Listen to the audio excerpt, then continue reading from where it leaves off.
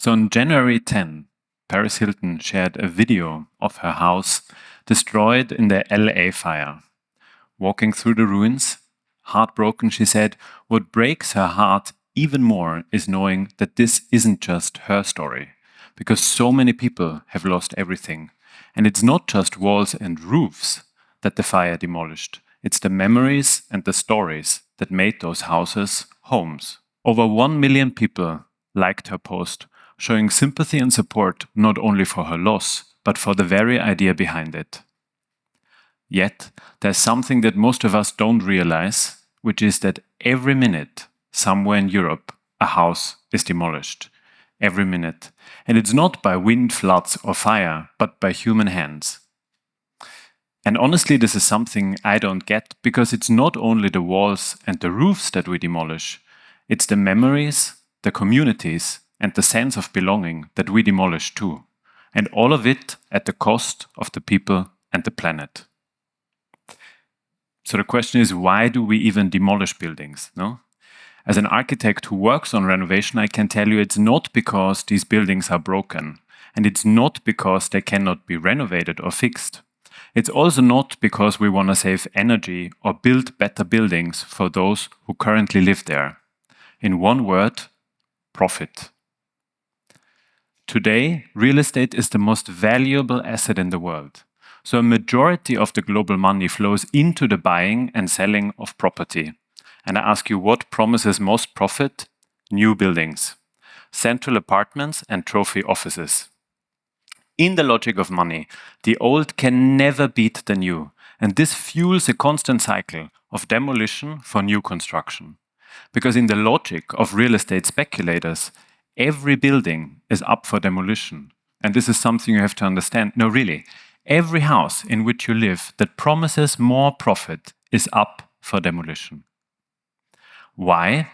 Because to speculators, your house is a commodity, it's a good.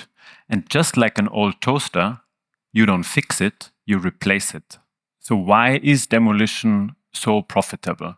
Well, essentially it's a question of values. So in our current system, the value of a building is measured only by its price. So in our real estate system, value and price are the same. So if I ask you, what is the value of a house? What is the value of this building? What would be the answer? Well, in a world in which value and price are the same, the answer shrinks to a few economic factors. It's very simple. It's square meters and land, location and market potential. So this is the base how real estate speculators calculate. It's the base for their strategy.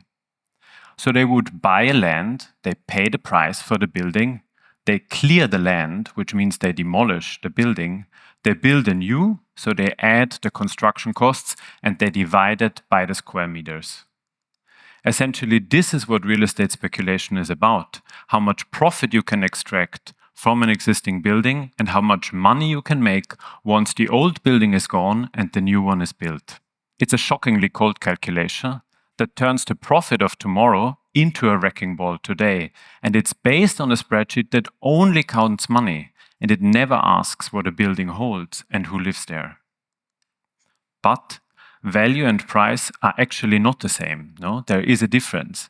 So the question shouldn't only be what is the value of a house, but the question should also be what is the price to your home? No, what is the price of the memories and the stories? So which price do we give to family bonds, to birthday celebrations, to also the fights with our partners and these moments of forgiveness? And what price tag do we also put on community, on the neighborhoods that raise us, on the familiar faces in the hallway, on friendship, or on a larger scale, on the freedom of a next generation to live? And these are the hidden costs of demolition that no one speaks about, the hidden costs that you will never find in a budget or in a spreadsheet. By 2050, Europe will demolish a shocking number of 2 billion square meters of space. That is more than Athens, Berlin, Bucharest, Paris in their entirety. And it's enough space to house 50 million people in the existing. All of it happening in an era of severe housing crisis, where we all agree, no? Where millions are struggling to find an affordable home, where young people cannot move out of their parents' apartments, where working people are struggling to keep a roof over their head, and where even the middle class cannot afford property any longer. And beyond these struggles, homelessness is rising in almost every country.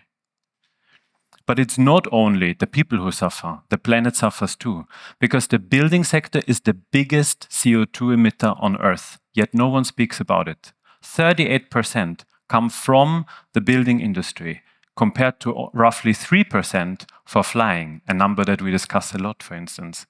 But it's not only the biggest CO2 emitter, it's also Europe's biggest waste producer.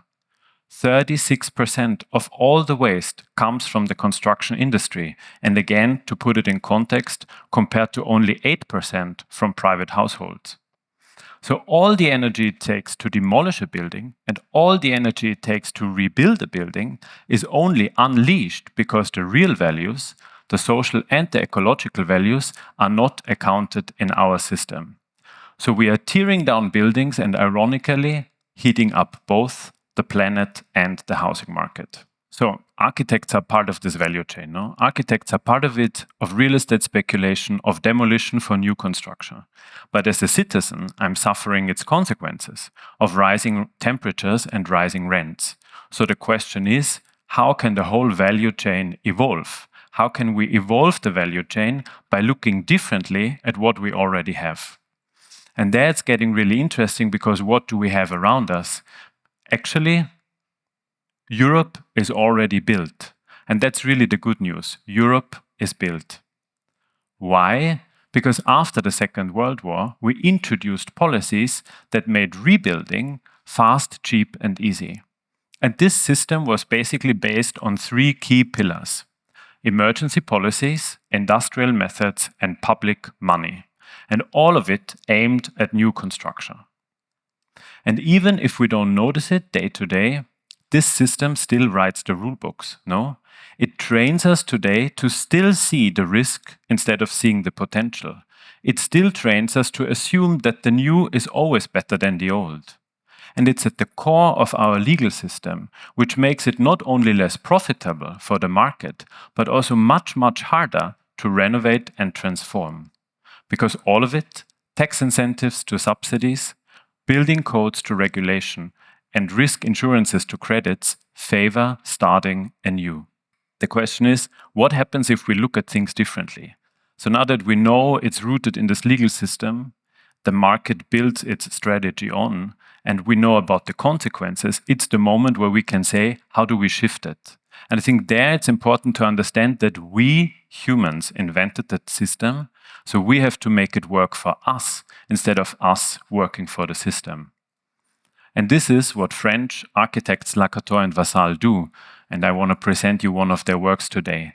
They look differently at what is already there. To them, every building is heritage, not because of its architectural style and not because once a famous person lived in there, but because they recognize the social and ecological value in the building.